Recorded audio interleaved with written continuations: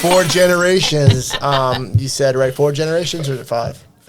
5. Well, do you want to make it 5? Do your children have interest in the business? 5. Yeah. So hopefully my son says that he's still interested. I always tell him he's going off to school, so I always tell him the opportunity's there if you want it. You need to choose what you want to do. So if you find something along the way that you discover that you would like to do and it really interests you, then go for it, buddy. I mean, I support that 100%.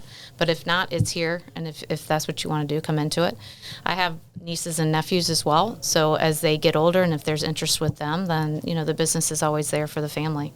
Love that. But, I think one thing a lot of people don't understand, they see your amazing facility and they say, and they know the fact that you guys essentially have the distribution monopoly on Budweiser and some associated products in the area, right? I'm not using that as a bad word here. So they think, they don't understand how much hard work it is.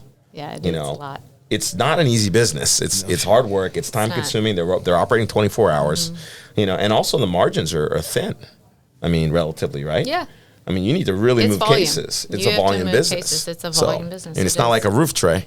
Well, by my estimations, they're well over $250 million in annual revenue. So yeah, I did the quick math too. doing something right. But, I also love the whole alcohol product category. Obviously, for some people that might be off-putting, but for some people it has the opposite effect.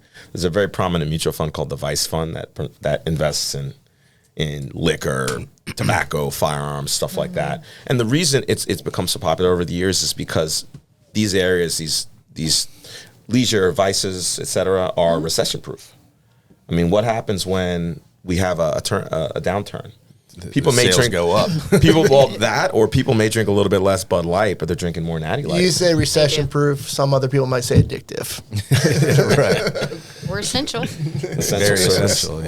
Yeah. We were essential through COVID. So, no, it is true. It is a bit recession-proof in that sense. And people do tend to still drink. They do find deals. I mean, they're going to probably go down, and if they need to. They might go down to a natural or a Busch Light, and they might not buy that Stella, or they might not buy that Corona. But pretty much volume-wise, you can stay pretty flat, or maybe a slight decrease, which is very normal in those times. So.